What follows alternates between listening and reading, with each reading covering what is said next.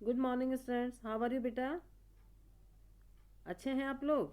बेटा कल अपन ने अपनी मैं और मेरा व्याकरण सरस्वती प्रकाशन की जो बुक है ना, उसका चार पाठ 4 संज्ञा हमने पढ़ा और समझा। इसका पार्ट 1 हमने पढ़ा था, आज हम इसका पार्ट 2 पढ़ेंगे। पार्ट 1 में हमने पढ़ा बेटा संज्ञा किसे कहते हैं, है ना। तो किसी प्राणी, वस्तु, स्थान या भाव के नाम को हम संज्ञा कहते हैं। और उसके बाद हमने पढ़े संज्ञा के भेद। संज्ञा के भेद कितने हैं? संज्ञा के 3 भेद हैं। नंबर 1 व्यक्तिवाचक संज्ञा, नंबर 2 जातिवाचक संज्ञा और नंबर 3 भाववाचक संज्ञा। तो व्यक्तिवाचक संज्ञा क्या होती है बेटा? किसी विशेष प्राणी, वस्तु या स्थान के नाम को हम क्या कहते हैं? व्यक्तिवाचक संज्ञा। ये विशेष व्यक्ति, स्थान और वस्तु के नाम का हमें बोध कराते हैं, वे शब्द व्यक्तिवाचक संज्ञा में आते हैं। दूसरे नंबर पे है बेटा जातिवाचक संज्ञा। तो जातिवाचक संज्ञा क्या है? किसी प्राणी, वस्तु या स्थान की संपूर्ण जाति का बोध, पूरे ग्रुप का, पूरे वर्ग का, पूरे समूह का जो शब्द हमें बोध कराते हैं, उन्हें हम क्या कहते हैं बेटा? जातिवाचक संज्ञा। जैसे देश, पर्वत, नदी, ठीक है। देश, पर्वत, नदी आएगा जातिवाचक में। देश खूब सारे हैं, पर्वत भी खूब सारे हैं और नदियाँ भी खूब सारी हैं। और भारत व्यक्तिवाचक में आएगा, क्योंकि भारत एक है। आया समझ में बेटा? और पर्वत, पर्वत तो आएगा जातिवाचक में, लेकिन हिमालय आएगा व्यक्तिवाचक में, क्योंकि हिमालय एक है, राइट, उसकी पहचान है, अपना नाम है। और नदी आएगा जातिवाचक में, और गंगा या यमुना आएगा व्यक्तिवाचक संज्ञा में, ये शब्द आएंगे, ठीक है। अब उसके बाद है बेटा ग वाला है भाववाचक संज्ञा। भाववाचक संज्ञा क्या है? किसी व्यक्ति, वस्तु या स्थान के गुण दोष या दशा आदि का बोध कराने वाले शब्द क्या कहलाते हैं बेटा? भाववाचक संज्ञा। यहाँ तक हमने पढ़ लिया था। अब आप निकालेंगे पेज नंबर 32 नंबर पेज को आप निकालेंगे और इसको अपन पढ़ेंगे और समझेंगे। आपकी पेंसिल वहीं पर होना चाहिए, पॉइंट आउट जहाँ पर हम पढ़ रहे हैं। हर शब्द का आपको मालूम होना चाहिए, शब्द को ये कहते हैं।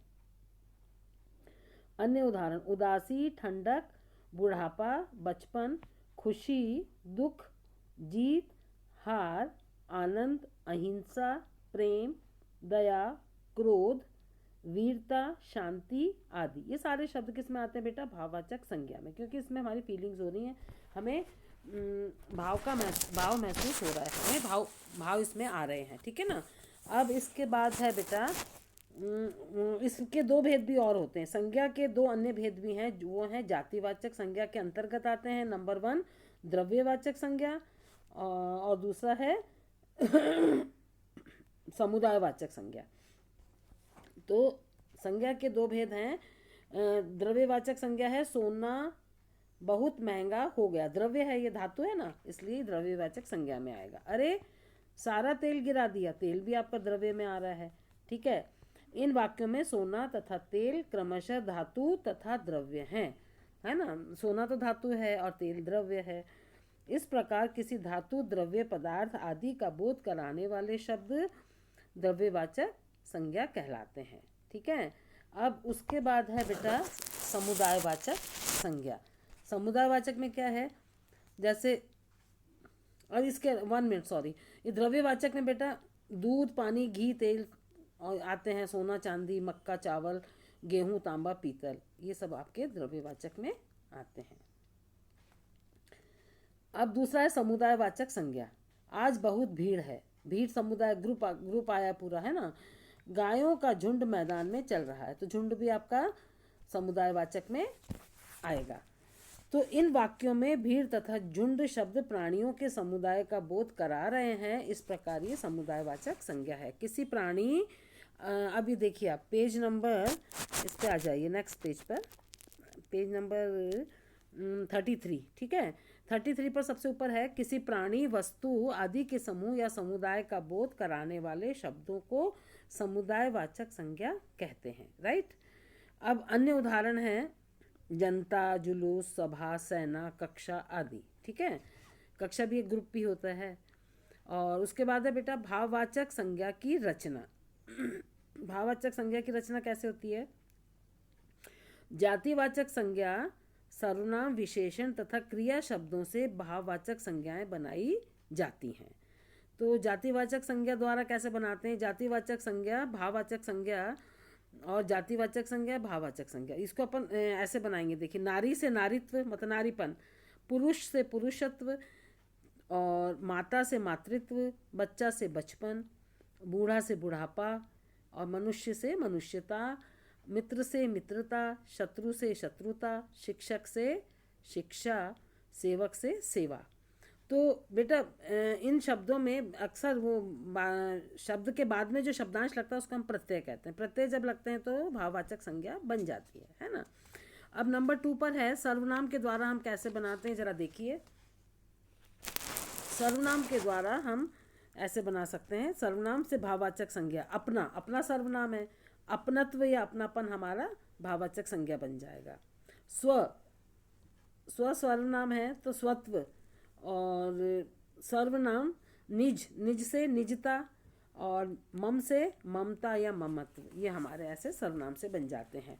अब विशेषण द्वारा कैसे बनते हैं? विशेषण है ऊंचा से ऊंचाई, गर्म से गर्मी, डरपोक से डर, प्यासा से प्यास। और भूखा, भूखा एक विशेषता बता रहे विशेषण है। भूखा से भूख, महान से महानता, मीठा से मिठास, वीर से वीरता। ठीक है, ये आपके बन गए विशेषण द्वारा। अब है क्रिया द्वारा। क्रिया है उड़ना से उड़ान, चलना से चाल, देना से दान, दौड़ना से दौड़, पढ़ना से पढ़ाई, रोना से रुलाई, लिखना से लिखाई या लिखावट, और हंसना से हंसी। तो ये आपके भाववाचक संज्ञा बन गए। किससे बने बेटा? ये क्रिया द्वारा। अब है आओ दोहराएं। आइए अपन इस चीज़ को रिपीट करते हैं। किसी प्राणी, वस्तु, स्थान या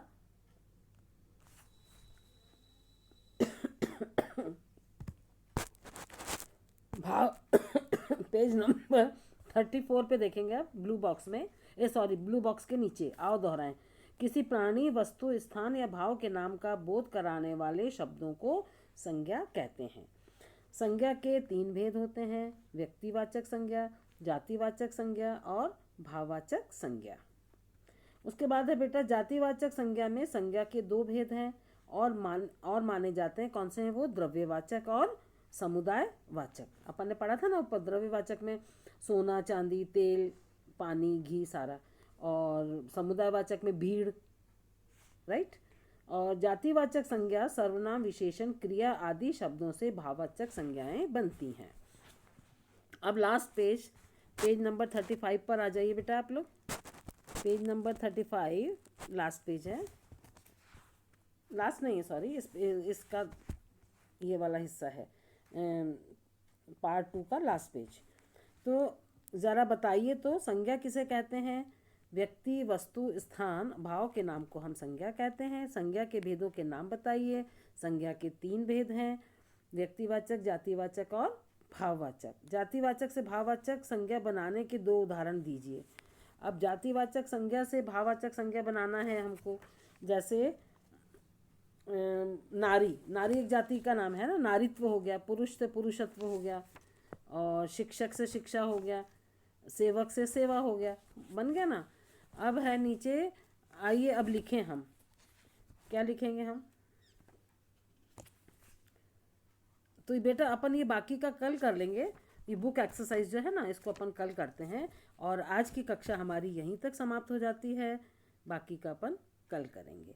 आप इन तीनों पेजेस को आप बहुत ध्यान से पढ़ेंगे और समझेंगे, और अपनी रफ कॉपी में 4 या 5 प्रश्न बना करके लिखेंगे, राइट। आज की कक्षा यहीं समाप्त होती है। धन्यवाद।